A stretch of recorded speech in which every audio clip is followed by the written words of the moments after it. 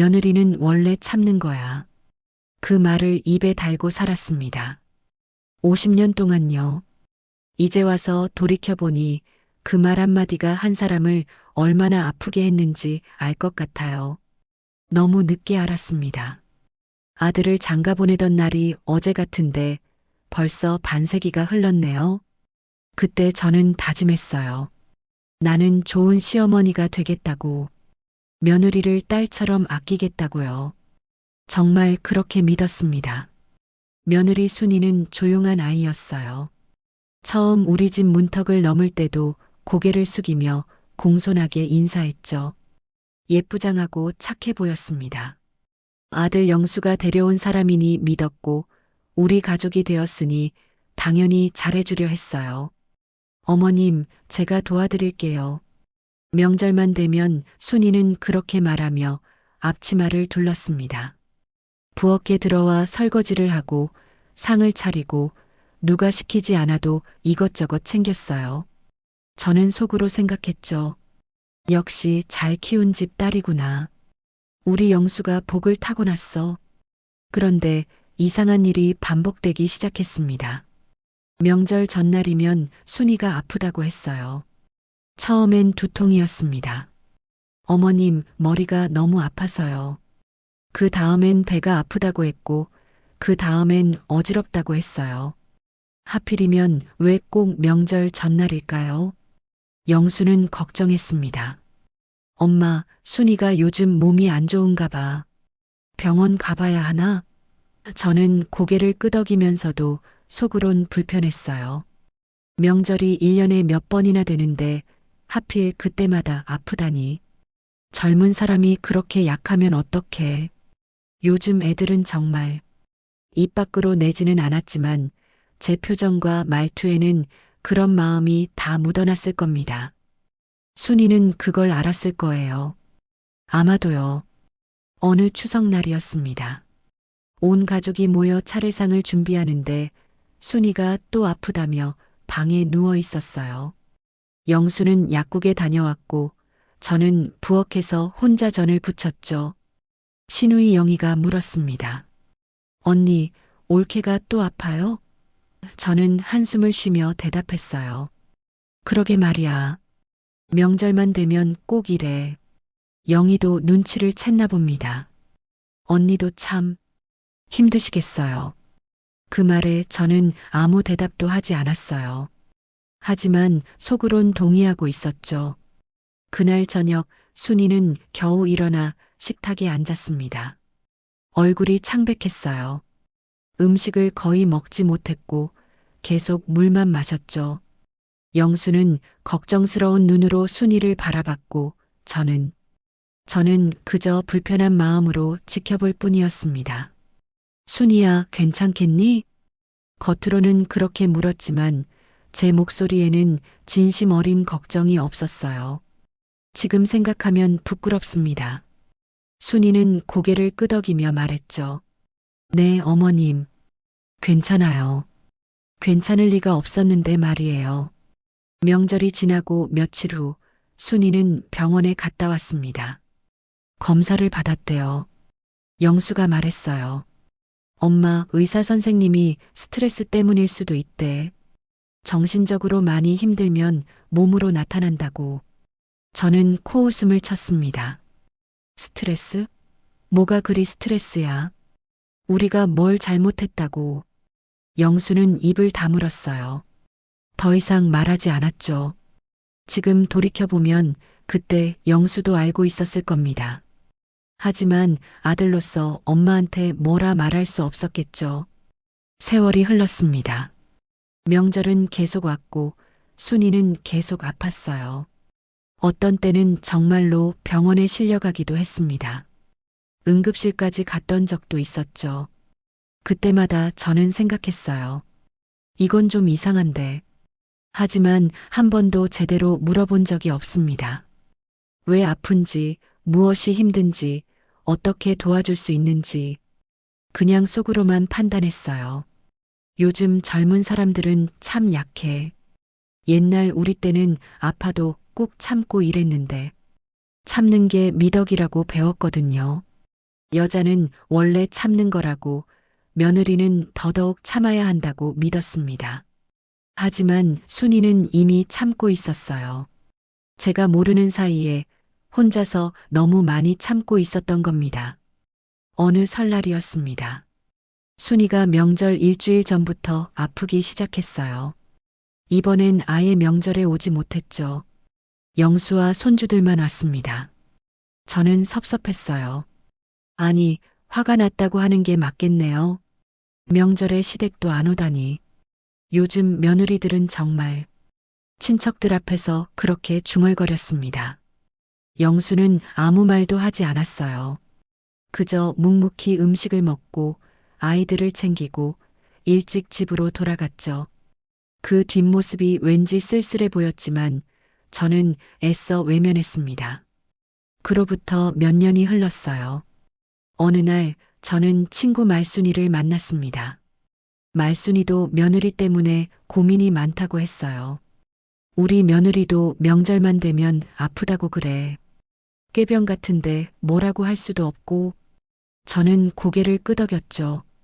우리 집도 그래. 젊은 것들이 왜 그렇게 약한지 모르겠어. 그때 옆에 있던 말순이 친구가 끼어들었습니다. 병원에서 간호사로 일한다는 분이었어요. 그게 꾀병이 아닐 수도 있어요. 요즘은 그런 거 많대요. 스트레스가 심하면 몸으로 나타난다고. 특히 명절 같은 날은. 저는 깜짝 놀랐습니다. 무슨 소리예요? 명절이 뭐가 스트레스라고? 간호사분이 조심스럽게 말했어요. 며느리 입장에선 명절이 가장 힘든 날일 수 있거든요. 온 가족 앞에서 평가받는 기분이랄까? 실수하면 안 된다는 부담감, 눈치 보이는 것들. 그런 게 쌓이면 몸이 반응하는 거죠. 저는 할 말이 없었습니다. 집에 돌아오는 길 계속 그 말이 머릿속을 맴돌았어요. 며느리 입장에선 명절이 가장 힘든 날. 정말 그랬을까요? 순이도 그랬을까요? 그날 밤 저는 잠을 이루지 못했습니다. 지난 50년이 주마등처럼 스쳐 지나갔어요. 순이의 창백한 얼굴, 억지로 짓던 미소, 고개를 숙이던 모습들. 문득 깨달았습니다. 순이는 한 번도 제대로 웃어본 적이 없었어요. 우리 집에서 명절에 며칠 후 저는 순이에게 전화를 걸었습니다. 손이 떨렸어요. 무슨 말을 해야 할지 몰랐지만 일단 목소리라도 들어야 할 것 같았습니다. 여보세요, 어머님?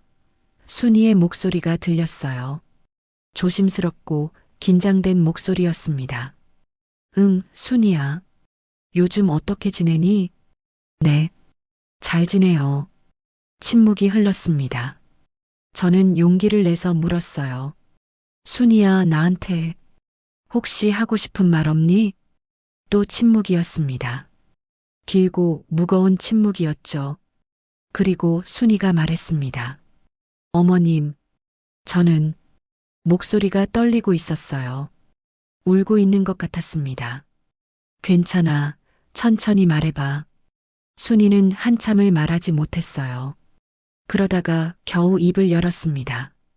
어머님, 사실은요. 저는 명절이 너무 무서웠어요. 무섭다고요? 명절이 무섭다니 무슨 말일까요? 순이는 계속 말을 이었습니다. 어릴 때부터 사람이 많이 모이는 게 무서웠어요.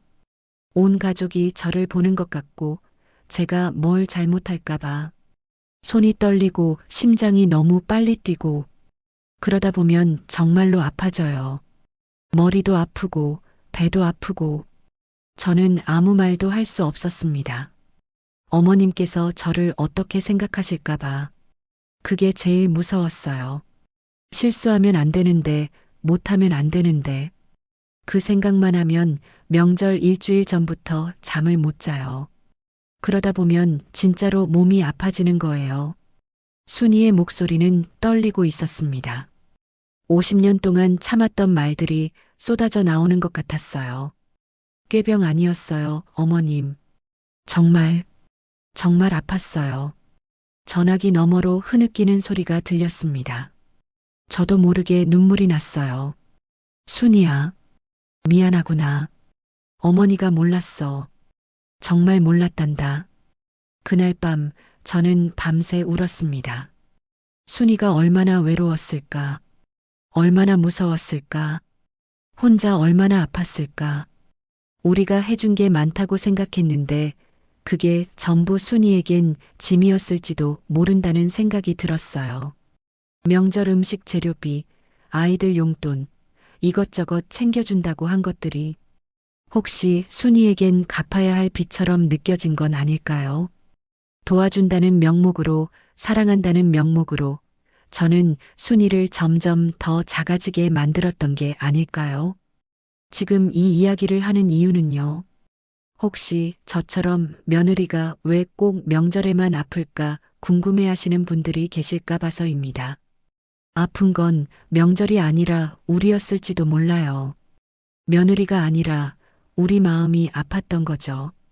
이해하지 못했고 들으려 하지 않았고 판단만 했으니까요. 순이에게 이제라도 제대로 말하고 싶습니다. 그땐 몰랐다고. 내가 얼마나 아팠는지, 얼마나 무서웠는지. 이제는 알겠다고. 용서를 구하는 게 아니에요. 그럴 자격도 없을 것 같아요. 다만, 이제라도 알게 되어서 늦었지만 다행이라고 생각합니다. 다음 명절엔 순이에게 먼저 전화를 걸려고 해요. 오지 않아도 괜찮아. 내가 편한 대로 해. 그렇게 말할 겁니다. 며느리는 원래 참는 존재가 아니에요. 사람은 누구나 아플 수 있고, 무서울 수 있고, 힘들 수 있습니다. 그걸 이제야 알았네요. 참 늦게 배웠습니다. 우리가 해준 게 얼만데, 그 말을 입버릇처럼 했던 것 같아요. 순이에게도, 친구들에게도, 심지어 혼잣말로도요. 도와줬다는 자부심이었을까요? 아니면 은근한 압박이었을까요? 지금 생각해보면 후자에 가까웠던 것 같습니다. 순이와 전화 통화를 한 다음 날, 저는 오래된 가계부를 꺼내봤어요. 먼지가 수북이 쌓인 낡은 공책이었죠. 그 안에는 순이네 집에 보낸 돈들이 적혀 있었습니다. 명절 음식값 30만 원, 아이 학원비 보태준 것 50만 원, 김장김치 담가준 것. 한 장 한 장 넘기다 보니 가슴이 답답해졌어요. 이게 뭘까요? 도움의 기록일까요? 아니면 빚의 장부일까요? 문득 순이의 목소리가 떠올랐습니다. 어머님께서 저를 어떻게 생각하실까봐. 그게 제일 무서웠어요. 아, 그랬구나. 순이는 이 모든 걸 갚아야 할 빚으로 느꼈던 거예요. 감사해야 할 은혜가 아니라 평생 짊어져야 할 짐으로요. 20년쯤 전이었을 거예요. 영순의 집이 어려울 때였습니다. 영수가 다니던 회사가 부도가 났거든요. IMF 때였죠. 온 나라가 힘들던 시절이었어요. 영수는 한동안 일자리를 구하지 못했습니다. 순이가 파트타임으로 일을 나갔지만 두 아이를 키우기엔 빠듯했어요. 저는 그때 생각했습니다. 이럴 때 친정 부모가 도와줘야 하는 거 아닌가. 하지만 순이 친정은 형편이 넉넉지 않았어요. 그러니 시댁인 우리가 도와줘야겠다고 생각했죠. 영수야, 이거 받아. 저는 봉투를 내밀었습니다. 100만 원이었어요. 당시 저희도 여유롭지 않았지만 그래도 아들이 굶을 순 없잖아요. 영수는 처음엔 받지 않으려 했습니다. 엄마, 괜찮아요. 우리 알아서 할게요. 하지만 저는 우겼죠. 알아서 하긴 뭘 알아서 해. 손주들 굶기려고? 그냥 받아. 영수는 결국 받았어요. 고개를 숙이고 작은 목소리로 말했죠. 감사합니다, 엄마. 저는 뿌듯했습니다. 역시 부모는 이럴 때 있는 거지. 그렇게 생각했어요. 그런데 얼마 후였을 거예요. 명절에 순이가 또 아팠습니다. 이번에는 위경련이라고 했어요. 병원에 다녀왔다더군요. 그때 저는 순이에게 이렇게 말했습니다. 순이야, 우리가 지난번에 돈도 보내줬잖아. 그 돈으로 보약이라도 지어 먹지 그래. 젊은 게 왜 그렇게 자꾸 아프니? 순이는 아무 대답도 하지 않았어요. 그저 고개만 끄덕였죠. 지금 생각해보면 그 순간 순이의 가슴은 어땠을까요? 도움받은 게 고마운 게 아니라 짐처럼 느껴졌을 거예요. 빚을 졌구나. 이제 더 잘해야 하는구나. 더 아프면 안 되는구나. 도움이 사랑이 되려면 아무 조건이 없어야 하는데 저는 계속 조건을 달았던 것 같아요. 말로 하지 않아도 표정과 태도로요. 그로부터 몇 년 후 영수가 다시 직장을 구했습니다. 형편이 조금씩 나아졌어요. 아이들도 잘 컸고요. 어느 추석날이었습니다. 순이가 음식을 장만해서 우리 집에 왔어요. 힘들게 준비했을 텐데 제법 그럴듯했습니다. 어머님, 이번엔 제가 준비했어요. 순이는 조심스럽게 말했어요. 저는 음식을 보며 말했죠. 오, 그래. 잘했네. 그동안 우리가 많이 도와줬으니까 이제 너도 이만큼 할 수 있어야지. 순이의 얼굴이 굳어지는 게 보였어요. 하지만 저는 그때 몰랐습니다. 그 말이 얼마나 잔인했는지. 우리가 도와줬으니까 마이너스 이 말 속에는 거래가 숨어 있었어요. 빚을 졌으니 갚아라. 도움을 받았으니 보답해라. 그런 메시지였죠. 순이는 그날 명절 음식을 거의 먹지 못했습니다. 계속 화장실을 들락거렸어요. 나중에 알았지만 스트레스로 위경련이 심했다고 하더군요. 저는 그때도 몰랐어요. 순이의 몸이 보내는 신호를요. 어느 날 순이 친구분을 우연히 만났습니다. 동네 슈퍼에서였어요. 인사를 나누다가 그분이 조심스럽게 말을 꺼냈어요. 어머님, 순이 요즘 많이 힘들어 하던데 괜찮으시려나요? 저는 의아했습니다. 힘들어요? 뭐가요? 영수도 직장 다니고 아이들도 잘 크고 있는데 친구분은 잠시 망설이다가 말했어요. 그게 순이가 요즘 상담 받는다고 하던데요. 심리 상담이요. 저는 깜짝 놀랐습니다. 심리 상담을? 왜요? 잘은 모르겠는데 스트레스가 심하다고 하더라고요. 명절 때마다 너무 힘들어서 집에 돌아오는 길 발걸음이 무거웠어요. 순이가 상담을 받고 있다니. 그것도 명절 스트레스 때문에. 그날 밤 영수에게 물어봤습니다. 영수야, 순이가 상담 받는다던데 너 알고 있었니? 영수는 난처한 표정을 지었어요. 네, 엄마. 알고 있었어요. 왜 나한테 말 안 했어? 엄마한테 어떻게 말해요? 순이가 명절 때문에 힘들어한다고. 저는 할 말이 없었습니다. 엄마, 순이는 나쁜 사람이 아니에요. 게으른 것도 아니고요. 그냥 힘든 거예요. 사람들이 많이 모이면 불안해지고 평가받는 것 같고 그런 게 몸으로 나타나는 거래요. 영수의 목소리가 떨렸습니다. 엄마도 순이 입장에서 한번 생각해 보세요. 명절만 되면 모든 게 평가받는 기분이에요. 음식 잘했나? 옷은 제대로 입었나? 아이들 예의는 바른가? 모든 게 시험 같은 거예요. 저는 아무 말도 할 수 없었어요. 그리고 엄마, 영수가 조심스럽게 말을 이었습니다. 엄마가 도와주신 거 순이도 감사하게 생각해요. 진짜로요. 근데 가끔은 그게 부담스럽기도 한가 봐요. 부담스럽다고? 네. 도움받은 만큼 잘해야 한다는 압박? 그런 거요. 엄마는 그냥 도와주신 건데 순이는 계속 빚진 것처럼 느끼는 거죠. 그날 밤 저는 잠을 이루지 못했습니다. 도와준 게 잘못일까요? 아니에요. 도와주는 건 좋은 일이에요. 하지만 도와주고 나서 그걸로 상대를 평가하고 기대하고 요구한다면 그건 도움이 아니라 거래가 되는 거겠죠. 며칠 후 저는 순이를 따로 만나자고 했습니다. 영수 없이 둘이서요. 카페에서 만났어요.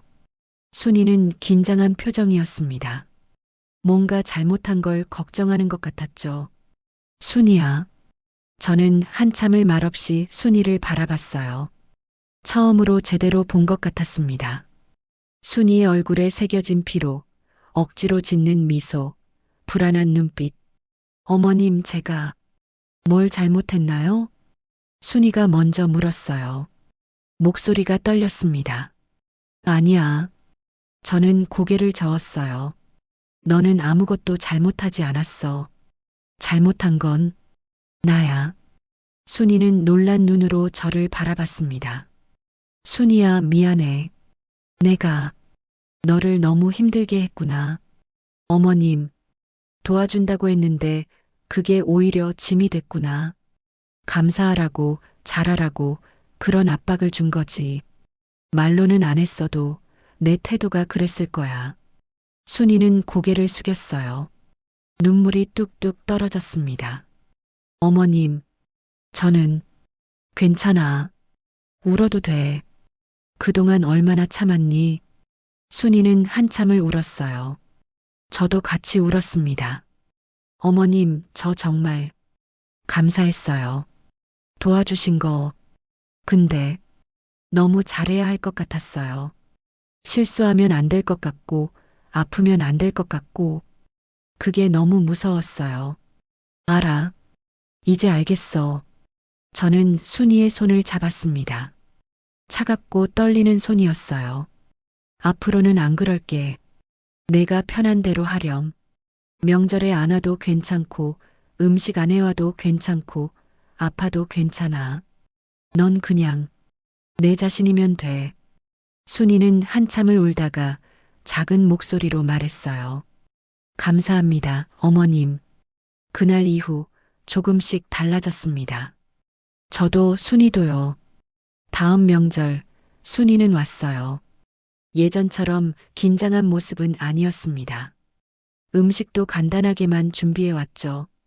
어머님, 이것밖에 못 해왔어요. 그래, 고마워. 충분해. 그 말에 순이가 처음으로 진짜 웃었어요. 억지가 아닌 편안한 미소였습니다. 명절이 끝나고 순이는 아프지 않았어요. 그게 20년 만에 처음이었습니다. 도움은 사랑이어야지 빚이 되면 안 되는 거더라고요. 그걸 배우는데 너무 오래 걸렸습니다. 하지만 이제라도 알게 되어 정말 다행입니다. 그 애는 항상 혼자였다. 순이와 화해하고 나서 저는 자꾸만 과거가 떠올랐습니다. 특히 명절날 우리 집 풍경이요. 그때는 당연하다고 여겼던 것들이 이제는 전혀 다르게 보였어요. 순이는 늘 혼자였어요. 우리 가족 15명이 모여 시끌벅적하게 웃고 떠들 때도 순이만은 늘 조용한 구석에 있었죠. 설거지를 하는 순이, 상을 차리는 순이, 아이들 밥을 먹이는 순이. 늘 무언가를 하고 있었지만 대화에는 끼지 못했어요. 아니, 끼지 않은 게 아니라 끼워주지 않았던 거겠죠. 25년쯤 전 설날이었을 거예요. 온 가족이 거실에 둘러앉아 윷놀이를 했습니다. 영수와 영희, 그리고 영희 남편, 아이들까지 모두 웃고 떠들며 즐거워했죠. 순이야, 너도 와서 해. 제가 불렀어요. 순이는 부엌에서 설거지를 하고 있었습니다. 아니에요, 어머님. 저는 괜찮아요. 설거지 먼저 하고요. 순이는 늘 그렇게 말했어요. 괜찮다고, 나중에 하겠다고. 저는 그러려니 했죠. 역시 순이는 부지런해. 알아서 잘하네. 그렇게 생각했습니다. 하지만 지금 돌이켜보면 순이는 끼고 싶었을 거예요. 가족들과 함께 웃고 떠들고 싶었겠죠. 그런데 설거지가 남아있으니 누군가는 해야 하니까 자기가 해야 한다고 생각했던 거예요. 설거지가 끝나고 순이가 거실로 왔을 때는 윷놀이는 이미 끝나 있었습니다. 다들 차를 마시며 이야기를 나누고 있었어요. 순이는 조용히 구석에 앉았습니다. 아무도 순이에게 말을 걸지 않았어요. 순이도 먼저 말을 꺼내지 않았고요. 그렇게 명절이 지나갔습니다. 매번 똑같이요. 어머니, 순이 언니는 왜 항상 저렇게 조용해요?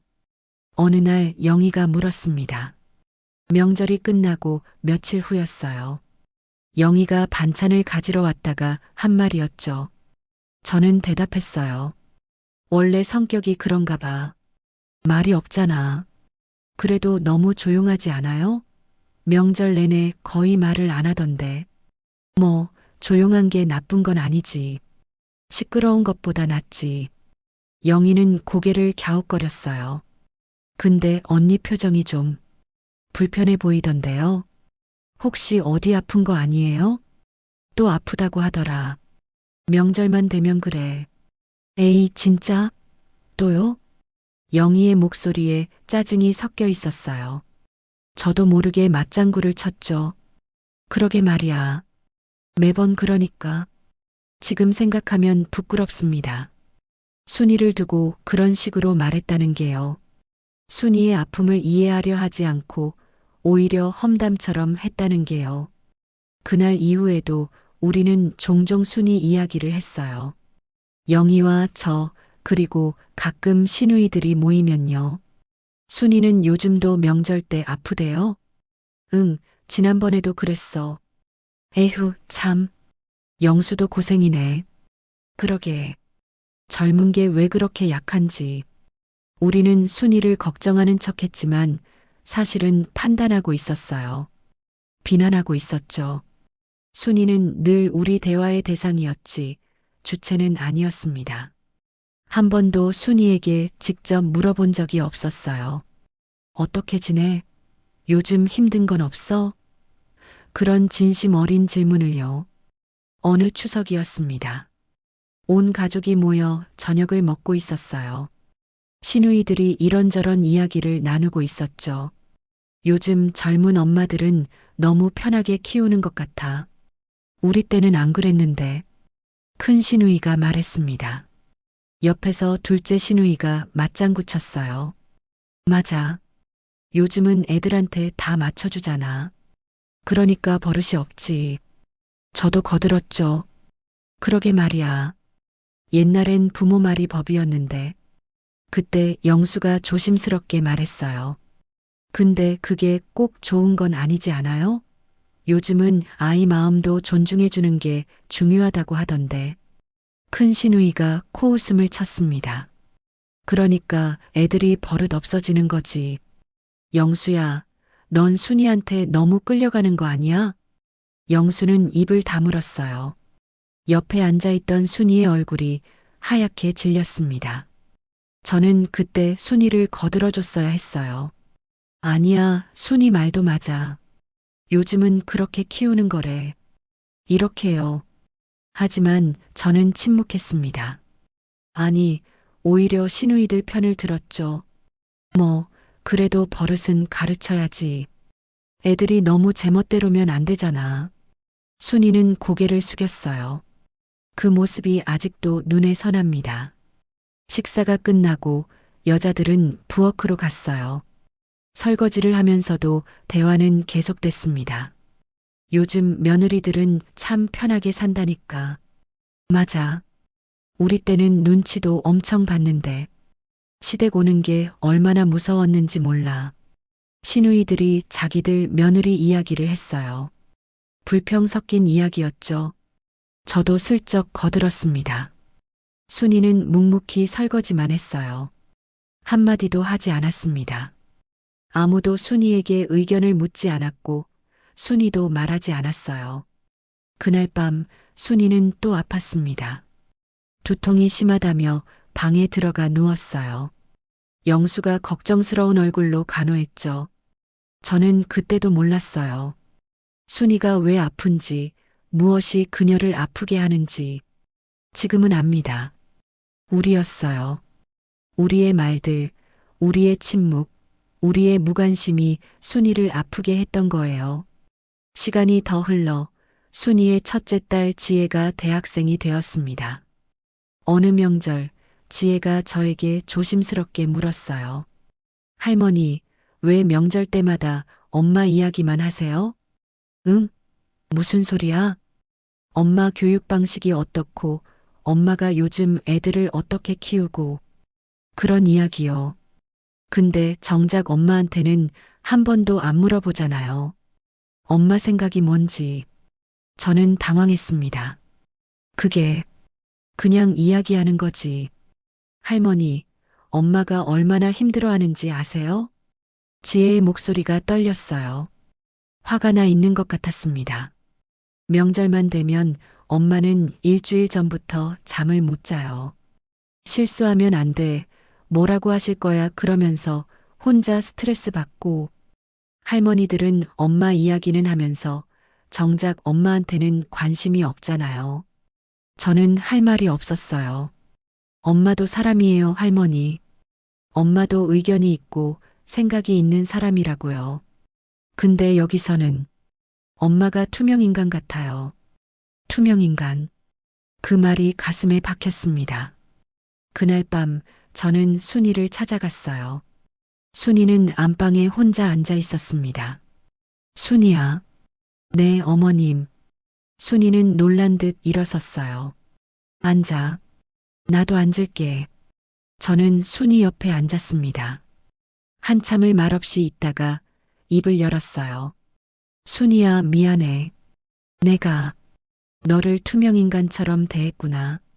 순이는 고개를 들어 저를 바라봤어요. 눈에 눈물이 가득했습니다. 아니에요, 어머님. 아니야. 지혜 말이 맞아. 우리는 내 이야기는 많이 했지만 정작 너한테는 한 번도 제대로 물어본 적이 없었어. 내 생각이 뭔지, 내가 원하는 게 뭔지. 순이는 눈물을 닦았어요. 어머님, 저는 그냥 가족이 되고 싶었어요. 며느리가 아니라 진짜 가족이요. 같이 웃고, 같이 이야기하고, 그런 거요. 알아. 이제 알겠어. 저는 순이의 손을 잡았습니다. 앞으로는 물어볼게. 내 생각을, 내 의견을. 그리고 너도 편하게 말해. 내가 원하는 거, 싫은 거, 다 말해도 괜찮아. 순이는 한참을 울었어요. 25년 동안 참았던 눈물이 쏟아지는 것 같았습니다. 그날 이후 조금씩 달라지기 시작했어요. 다음 명절, 저는 순이에게 먼저 물었습니다. 순이야, 너는 어떻게 생각해? 사소한 것이라도 순이의 의견을 물었어요. 처음에 순이는 당황했습니다. 의견을 묻는 게 익숙하지 않았나 봐요. 하지만 조금씩 순이는 말하기 시작했어요. 저는 이렇게 생각해요. 제 생각엔 이게 나을 것 같아요. 그 목소리가 점점 커졌습니다. 자신감도 생겼고요. 그리고 신기하게도 순이는 아프지 않았어요. 명절이 와도 예전처럼 두통이나 복통을 호소하지 않았습니다. 혼자가 아니게 되니까 아프지 않았던 거예요. 사람은 관계 속에서 아픈 겁니다. 무시당하고 외면당하고 투명인간 취급당할 때요. 아무리 많은 사람이 있어도 혼자라고 느끼면 그게 가장 외로운 거더라고요. 순이는 25년 동안 우리 가운데에서 혼자였습니다. 우리는 몰랐지만 순이는 알고 있었어요. 자기가 얼마나 외로운지요. 이제는 다릅니다. 순이는 더 이상 혼자가 아니에요. 우리 가족이 진짜 가족이 됐으니까요. 늦었지만 정말 다행입니다. 하지만 문득 이런 생각이 들었어요. 다른 며느리들은 어떨까? 지금도 어딘가에서 명절만 되면 혼자 외로워하는 며느리들이 있지 않을까? 그 생각을 하니 가슴이 먹먹해졌습니다. 몸은 거짓말을 하지 않는다. 의사 선생님이 그렇게 말했을 때 저는 그 의미를 이해하지 못했어요. 마음이 아프면 몸도 아프다고요? 그게 무슨 소리인가 싶었죠. 아픈 건 아픈 거고 마음은 마음이지 않나요? 하지만 지금은 압니다. 몸은 마음이 하지 못한 말을 대신한다는 걸요. 순이의 몸은 20년 넘게 신호를 보내고 있었습니다. 우리는 그 신호를 무시했어요. 10년쯤 전이었을 거예요. 순이가 명절에 오지 않기 시작했습니다. 처음에는 핑계가 있었어요. 감기에 걸렸어요. 장염이 와서요. 편두통이 너무 심해서요. 영수와 손주들만 왔습니다. 순이는 집에 혼자 누워 있다고 했어요. 저는 섭섭했습니다. 아니, 솔직히 말하면 화가 났어요. 명절에 시댁도 안 오다니. 그게 말이 되나? 친척들 앞에서 체면이 깎이는 것 같았죠. 순이는 어디 갔어? 신우이가 물었을 때 저는 대답했습니다. 아프다고 하네. 또, 에이 또요? 맨날 아프네. 그 말에 저는 아무 대꾸도 하지 않았어요. 침묵으로 동의했던 거죠. 영수는 불편한 표정이었습니다. 음식을 거의 먹지 못했어요. 걱정되는 게 당연하겠죠. 아내가 아파서 혼자 집에 있는데. 영수야, 밥 좀 먹어라. 네, 엄마. 근데 제가 좀 일찍 가봐야 할 것 같아요. 순이가 하루 정도는 괜찮겠지. 어른들도 계시고 명절인데. 영수는 입을 다물었어요. 하지만 계속 핸드폰을 확인했죠. 순이한테서 연락이 오나 보려고요.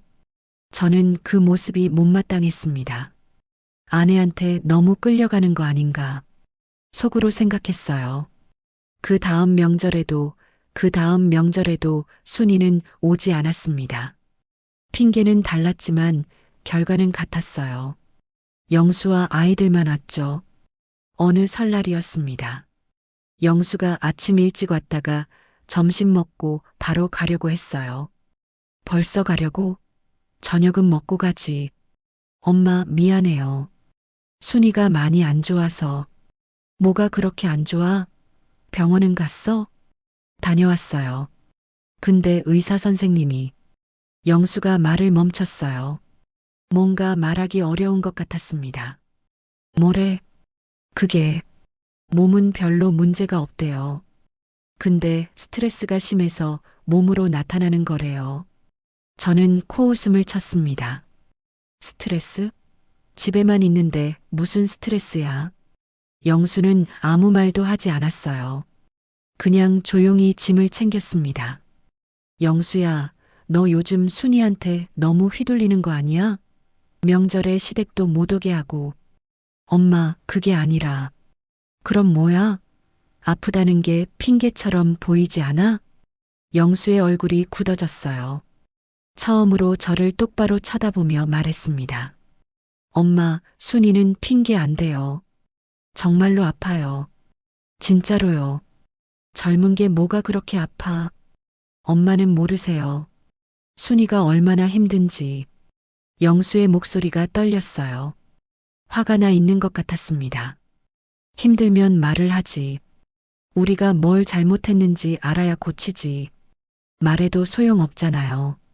뭐? 순이가 얼마나 말했는데요. 힘들어요, 불편해요, 무서워요. 근데 아무도 안 들었잖아요. 몸으로 말하는데도 안 들었잖아요. 영수가 소리를 질렀습니다. 평생 저한테 그렇게 큰 소리 낸 적이 없었어요. 저는 할 말이 없었습니다. 영수는 한숨을 쉬며 말했어요. 엄마, 순이는 이제 명절이 오기 한 달 전부터 잠을 못 자요. 악몽을 꿔요. 온몸이 아파요. 병원 5군데를 다녀봤는데 다들 같은 말을 해요. 정서적 피로래요. 몸이 마음의 고통을 대신 표현하는 거래요. 정서적 피로? 네. 오래된 스트레스가 쌓여서 이제는 명절이라는 말만 들어도 몸이 반응한대요. 두통, 복통, 어지럼증, 호흡곤란. 전부 진짜예요, 엄마. 꾀병이 아니라고요. 저는 그제야 조금 불안해졌어요. 그럼 어떻게 해야 하는데? 모르겠어요. 의사 선생님이 환경을 바꿔야 한대요. 스트레스 요인을 없애야 한대요. 스트레스 요인이 뭔데? 영수는 저를 바라봤어요. 대답하지 않았지만 그 눈빛이 말해주고 있었습니다. 여기요, 엄마. 명절이요. 우리 가족이요. 그날 이후 저는 계속 생각했어요. 순이가 정말 그렇게 아픈 걸까? 명절만 되면 몸이 아파지는 게 진짜일까? 어느 날 저는 동네 병원에 갔습니다. 정기검진 때문이었어요. 검진을 마치고 의사 선생님께 조심스럽게 물어봤습니다. 선생님, 스트레스 때문에 몸이 아플 수도 있나요? 의사 선생님은 고개를 끄덕였어요. 물론이죠. 심신이 연결되어 있으니까요. 특히 오래된 스트레스는 몸으로 나타나는 경우가 많습니다. 그게 어떻게 나타나는데요? 사람마다 다릅니다. 두통, 위장장애, 어지럼증, 심하면 공황 발작까지 올 수 있어요. 몸은 거짓말을 안 하거든요. 마음이 힘들면 몸이 대신 아파요. 저는 가슴이 철렁했습니다. 그럼 꾀병이 아니란 말씀이신가요? 꾀병이 아니죠. 진짜로 아픈 거예요. 다만 원인이 신체적인 게 아니라 정서적인 거죠. 어떤 상황이나 사람, 장소가 트라우마가 되면 그걸 마주할 때마다 몸이 경보를 울리는 겁니다. 경보요? 네. 위험해, 도망쳐라고 몸이 신호를 보내는 거예요. 심장이 빨리 뛰고 땀이 나고 어지럽고 아프고 그게 전부 경보 신호입니다. 저는 순이를 떠올렸어요. 명절 때마다 아팠던 순이, 창백한 얼굴로 화장실을 들락거리던 순이, 억지로 웃으며 괜찮아요라고 말하던 순이. 선생님, 그럼 그 사람은 어떻게 해야 하나요? 환경을 바꿔야죠. 스트레스 요인에서 벗어나거나 주변 사람들이 이해하고 도와줘야 합니다. 혼자서는 못 이겨내요. 혼자서는 못 이겨낸다. 그 말이 가슴에 박혔습니다. 그날 밤 저는 잠을 이루지 못했어요. 순이는 20년 넘게 혼자 싸우고 있었던 거예요. 아프다고 말했지만 아무도 안 믿었고, 힘들다고 표현했지만 아무도 안 들었고, 몸으로 신호를 보냈지만 우리는 그걸 꾀병이라고 했죠. 얼마나 외로웠을까요? 얼마나 무서웠을까요? 명절이 올 때마다 순이의 몸은 경보를 울렸던 겁니다. 위험해. 거긴 안전하지 않아. 도망쳐. 그렇게요. 그런데 우리는 그걸 게으름이라고 했고, 약한 거라고 했고, 핑계라고 했어요. 다음 날 아침, 저는 영수에게 전화를 걸었습니다. 영수야, 순이 좀 바꿔줄래? 엄마, 무슨 일이세요?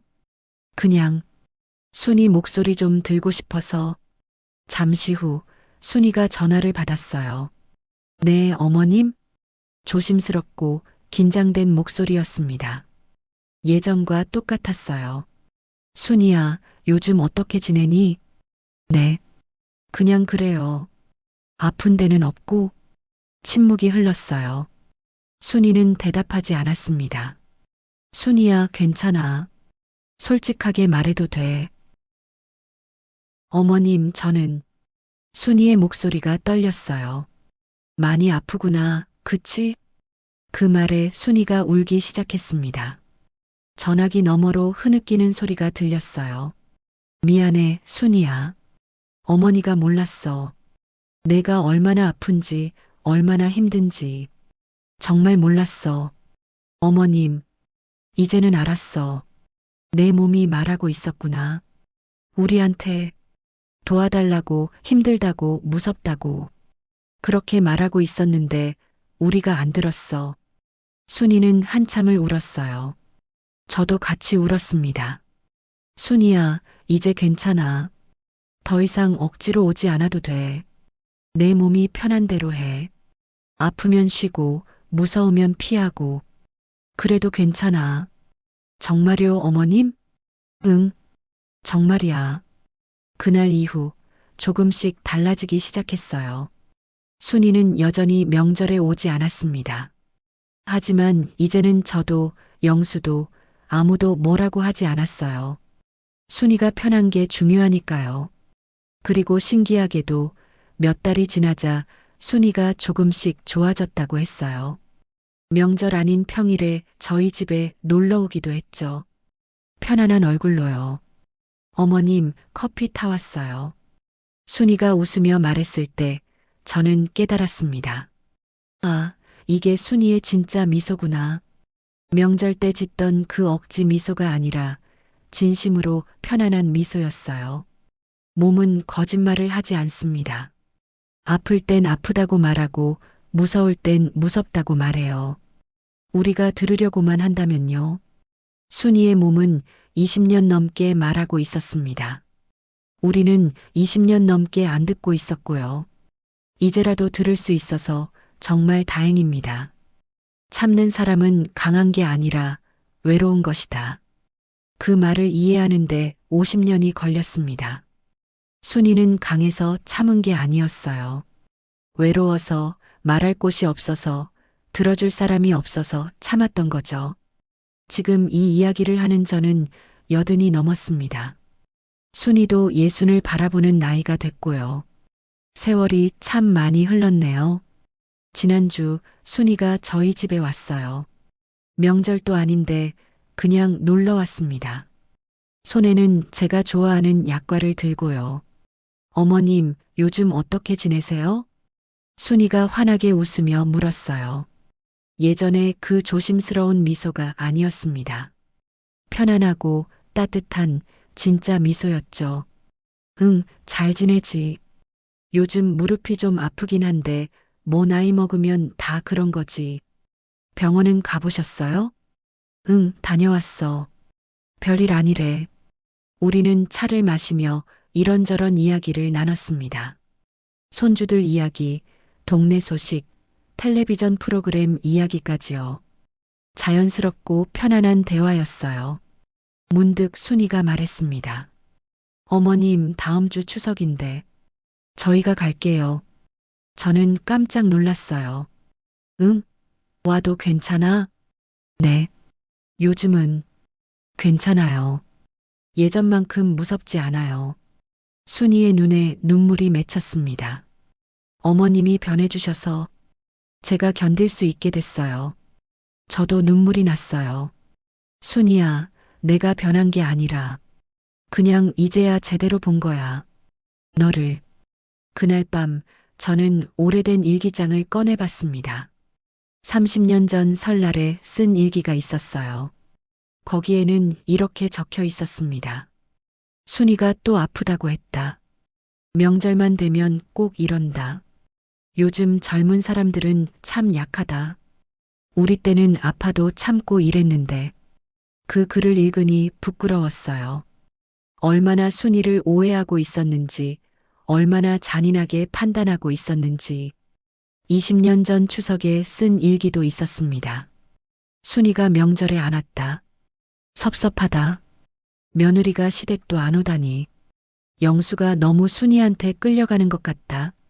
그때는 섭섭함만 느꼈어요. 순이의 고통은 보지 못했죠. 하지만 작년 설날 일기는 달랐습니다. 순이가 전화를 했다. 명절에 못 와서 미안하다고. 나는 괜찮다고. 내가 편한 게 중요하다고 말했다. 순이 목소리가 편안해 보여서 다행이었다. 예전엔 명절 때마다 얼마나 힘들었을까. 이제야 이해한다. 저는 일기장을 덮으며 생각했어요. 사람은 변할 수 있구나. 늦었지만 그래도 변할 수 있구나.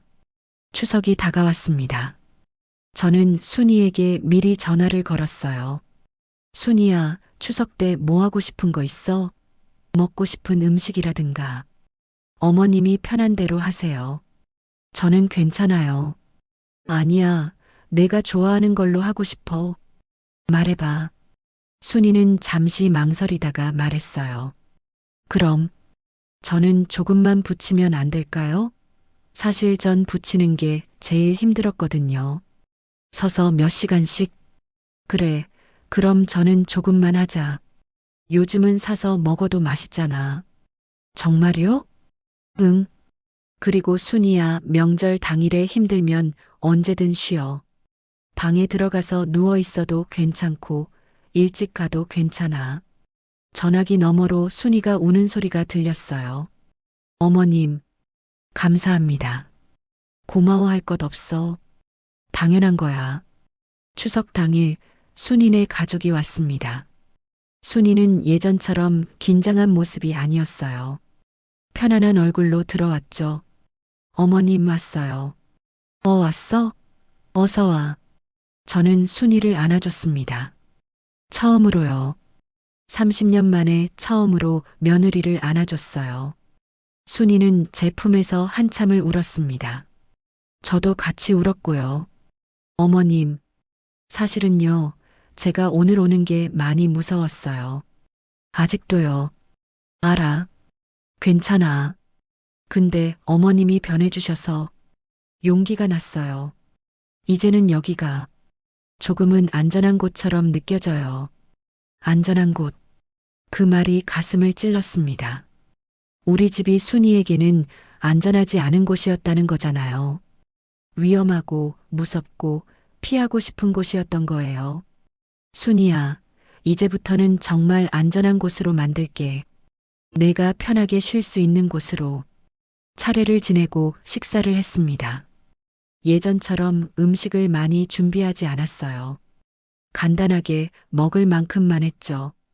전도 조금만 부쳤고요. 순이는 부엌일을 도왔지만 제가 계속 말했어요. 순이야, 좀 쉬어. 너무 무리하지 마. 괜찮아, 내가 할게. 식사 중에도 순이에게 물었습니다. 순이야, 너는 어떻게 생각해? 순이 생각엔 어때? 순이는 처음엔 어색해했어요. 의견을 묻는 게 익숙하지 않았나 봐요. 하지만 점점 편하게 대답했죠. 저는 이렇게 생각해요. 제 생각엔 이게 나을 것 같아요. 영수가 저를 바라보며 눈물을 닦았어요. 제 아들도 알고 있었던 거죠. 엄마가 변했다는 걸, 순이가 이제 편해졌다는 걸. 저녁이 되자 순이가 말했습니다. 어머님, 저희 이제 가볼게요. 벌써? 좀 더 있다 가지. 아니에요. 영수도 피곤할 것 같고, 또 올게요. 그래. 조심히 가고, 또 놀러와. 현관까지 배웅을 나갔어요. 순이를 안으며 말했습니다. 순이야, 오늘 와줘서 고마워. 나도. 너무 좋았어. 순이가 활짝 웃었어요. 저도요, 어머님. 오늘 정말 괜찮았어요. 아프지 않았어요. 아프지 않았다고요. 그 말이 얼마나 기뻤는지 몰라요. 순이가 명절을 보내고도 아프지 않았다는 게 얼마나 큰 변화인지. 순이네 가족이 떠나고 저는 혼자 앉아서 생각했습니다. 50년이 걸렸어요. 며느리를 이해하는데, 사람을 사람으로 보는데, 관계가 무엇인지 아는데요. 너무 늦었나요? 아니에요. 늦었지만 그래도 다행이에요. 지금이라도 알게 됐으니까요. 며칠 후 손주 지혜가 저를 찾아왔습니다. 할머니, 엄마가 요즘 많이 좋아 보여요. 그래, 다행이다. 할머니가 변해주셔서 그런가 봐요. 엄마가 그러더라고요. 할머니가 이제는 자기 말도 들어주시고 존중해 주신대요. 저는 쓴웃음을 지었어요. 그게 당연한 건데 너무 늦게 했구나. 아니에요, 할머니. 늦었어도 해주셔서 감사해요. 많은 사람들은 끝까지 안 바뀌잖아요. 지혜의 말에 고개를 끄덕였습니다. 그러고 보니 제 주변에도 여전히 며느리를 힘들게 하는 시어머니들이 많았어요. 우리 며느리는 맨날 아프다고 해. 요즘 젊은 것들은 참 약해. 명절에 시댁도 안 와. 그런 말들을 들을 때마다 저는 이제 말해줍니다. 혹시 그 며느리 정말 아픈 거 아닐까? 몸이 아픈 게 아니라 마음이 아픈 거 아닐까? 우리가 뭔가 잘못하고 있는 건 아닐까? 어떤 분들은 귀담아 듣기도 하고 어떤 분들은 에이, 무슨 소리야라며 웃어넘기기도 해요. 하지만 저는 계속 말할 겁니다. 한 사람이라도 더 깨달았으면 좋겠거든요. 며느리가 아프다고 할 때 그게 진짜라는 걸. 참는 사람은 강한 게 아니라 외롭다는 걸요. 어젯밤 저는 또 꿈을 꿨어요. 젊은 시절의 순이가 나왔습니다. 25살쯤 됐을까요? 우리 집 문턱을 처음 넘던 그날의 순이였어요. 꿈속에서 저는 순이에게 다가가 물었습니다. 순이야, 괜찮니? 긴장되지? 순이는 놀란 눈으로 저를 바라봤어요. 네, 조금요. 괜찮아. 천천히 적응하면 돼. 힘들면 언제든 말해. 아프면 쉬어도 되고 실수해도 괜찮아. 넌 우리 가족이니까. 꿈속에 순이가 울었어요. 정말요, 어머님? 응, 정말이야. 꿈에서 깨어나니 베개가 젖어 있었습니다. 제가 울고 있었던 거예요. 만약 그때 30년 전 그날 제가 정말로 그렇게 말해줬다면 어땠을까요? 순이는 그렇게 오래 아프지 않았을까요? 우리는 그렇게 오랜 시간 서로를 오해하지 않았을까요? 하지만 과거는 바꿀 수 없어요. 다만 지금을 바꿀 수는 있죠. 그리고 앞으로를 다르게 만들 수 있고요. 오늘도 순이한테서 문자가 왔어요. 어머님, 오늘 날씨가 좋네요. 다음 주에 놀러 가도 될까요? 저는 바로 답장을 보냈습니다. 그럼 언제든 와. 어머니가 맛있는 거 해줄게. 보고 싶구나. 저도 보고 싶어요, 어머님. 핸드폰을 내려놓으며 저는 웃었어요. 75평생 살면서 며느리한테 보고 싶다는 말을 처음 했네요. 보고 싶다는 답을 처음 받았고요. 참 늦게 배웠습니다. 사랑을 표현하는 법을, 사람을 존중하는 법을, 관계를 소중히 하는 법을요. 하지만 지금이라도 배워서 다행이에요. 순이는 이제 더 이상 명절만 되면 아프지 않습니다. 우리 집에 와도 긴장하지 않아요. 편안하게 웃고 자연스럽게 말하고 가족으로서 함께하죠. 50년 만에 찾은 평화입니다. 이 이야기를 듣고 계신 분들께 드리고 싶은 말이 있어요. 혹시 여러분의 며느리가 명절만 되면 아프다면 한번 생각해 보세요.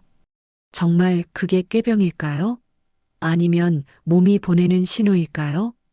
혹시 여러분의 며느리가 말이 없다면 한번 물어보세요. 왜 조용한지, 무엇이 불편한지, 어떻게 도와줄 수 있는지요. 혹시 여러분이 우리가 해준 게 얼만데라고 말한 적이 있다면 한번 돌아보세요. 그 도움이 사랑이었는지 아니면 빚이 되었는지요. 늦지 않았어요. 저도 75에 배웠는걸요. 여러분도 지금부터 시작하면 됩니다. 며느리는 참아야 할 존재가 아니에요. 며느리도 사람이에요. 딸처럼, 친구처럼, 가족처럼 대해주세요. 아프면 아픈 거고, 힘들면 힘든 거예요. 그걸 인정해주는 것만으로도 큰 위로가 됩니다. 참는 사람은 강한 게 아니라 외로운 거예요. 순이가 그랬듯이요. 이제는 아무도 그렇게 외롭게 만들지 말아요. 우리가 조금만 관심을 가지고 조금만 이해하려 노력하면 누군가의 50년을 바꿀 수 있어요. 저는 늦었지만 여러분은 지금 시작하세요. 오늘 당장 며느리에게 전화를 거세요. 그리고 물어보세요. 요즘 어때? 힘든 건 없어? 진심으로요. 그것만으로도 충분합니다. 오늘의 연구가 끝났습니다. 며느리는 왜 명절만 되면 아팠을까? 50년 만에 밝혀진 진실은 이거였어요. 아픈 건 명절이 아니라 우리였고, 약한 건 며느리가 아니라 우리의 이해심이었고, 문제는 며느리가 아니라 우리의 태도였습니다. 늦게 깨달았지만 그래도 알게 되어 다행입니다. 순이야, 사랑해. 오래오래 건강하자. 이제부터는 행복한 명절만 보내자꾸나. 노년의 실패 연구소였습니다. 감사합니다.